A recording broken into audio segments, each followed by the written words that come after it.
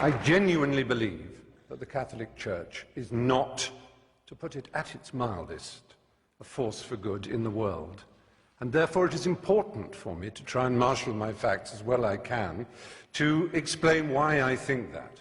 But I want first of all to say that I have no quarrel and no argument, and I wish to express no contempt for individual devout and pious members of that church. It would be impertinent and wrong of me to express any antagonism towards any individual who wishes to find salvation in whatever form they wish to express it. That, to me, is sacrosanct as much as any article of faith is sacrosanct to anyone of any church or any faith in the world. It's very important. It's also very important to me, as it happens, that I have my own beliefs. They are a belief in the Enlightenment, they are a belief in the eternal adventure of trying to discover moral truth in the world. And there is nothing, sadly, that the Catholic Church and its hierarchs likes to do more than to attack the Enlightenment. It did so at the time. Reference was made to Galileo and the fact that he was tortured for trying to explain the Copernican theory of the universe. Just imagine in this square mile how many people were burned for reading the Bible in English.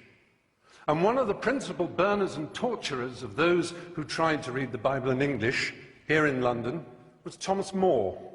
Now, that's a long time ago. It's not relevant, except that it was only last century that Thomas More was made a saint, and it was only in the year 2000 that the last Pope, the Pole, he made Thomas More the patron saint of politicians. This is a man who put people on the rack for daring to own a Bible in English. He tortured them for owning a Bible in their own language. The idea that the Catholic Church exists to disseminate the word of the Lord is nonsense. It is the only owner of the truth for the billions that it likes to boast about, because those billions are uneducated and poor, as again it likes to boast about. It's perhaps unfair of me as a gay man to moan at this enormous institution, which is the largest and most powerful church on earth, has over 1 billion, as they like to tell us, members, each one of whom is under strict instructions to believe the dogmas of the church, but may wrestle with them personally, of course. It's hard for me to be told that I'm evil, because I think of myself as someone who is filled with love, whose only purpose in life was to achieve love, and who feels love for so much of nature and the world and for everything else.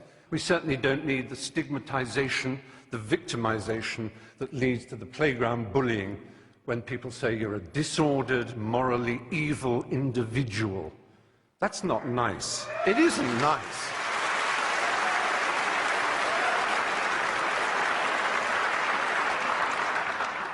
The kind of cruelty in Catholic education, the kind of let's not call it child abuse, it was child rape.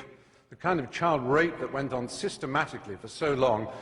Let's imagine that we can overlook this and say it is nothing whatever to do with the structure and nature of the Catholic Church and the twisted, neurotic and hysterical way that its leaders are chosen. The celibacy, the nuns, the monks, the priesthood. This is not natural and normal, ladies and gentlemen, in 2009. It really isn't.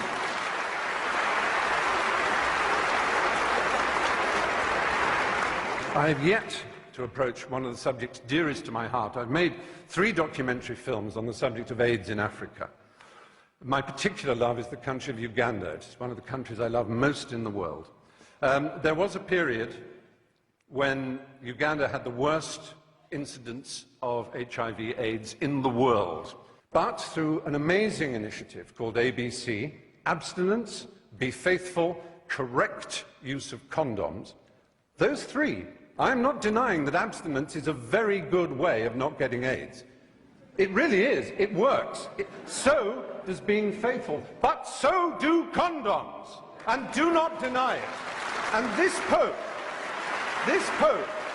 not satisfied with saying condoms are against our religion, please consider first abstinence, second being faithful to your partner. He spreads the lie that condoms actually increase the incidence of AIDS. He actually makes sure that aid is conditional on saying no to condoms. I have been to, there's a hospital in Bwindi in the west of Uganda where I do quite a lot of work. It is unbelievable, the pain and suffering you see.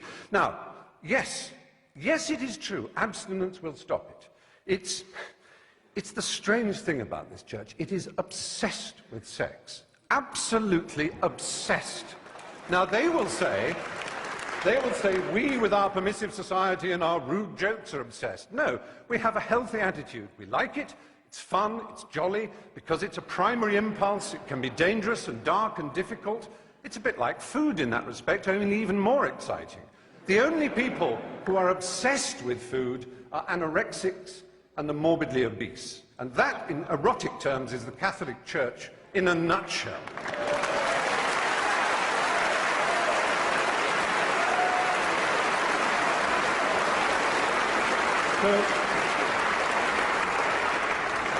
Do you know who will be the last person ever to be accepted as a prince of the church? The Galilean carpenter, that Jew. They would kick him out before he tried to cross the threshold. He would be so ill at ease in the church. What would he think? What would he think of St. Peter's?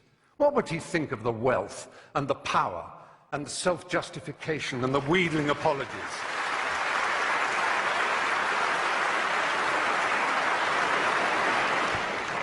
The Pope could decide that all this power, all this wealth, this hierarchy of princes and bishops and archbishops and priests and monks and nuns could be sent out in the world with money and art treasures to put them back in the countries that they once raped and violated.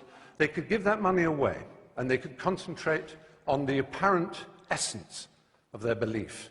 And then I would stand here and say the Catholic Church may well be a force for good in the world. But until that day, it is not. Thank you.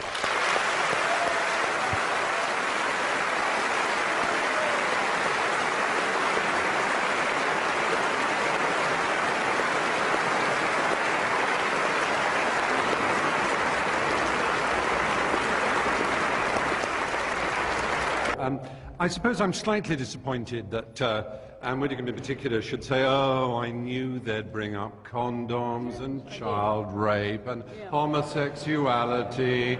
It's a bit like a burglar in court, so you would bring up that burglary and that manslaughter. You never mention the fact I'd give my father a birthday present. You know, it's, yes, are you getting the message? There is a reason we hammer home these issues, because they matter. There's such an opportunity, owning 1 billion souls at baptism. It's such an opportunity to do something remarkable to make this planet better. And it's an opportunity that is constantly and arrogantly being avoided, and I'm sorry for that.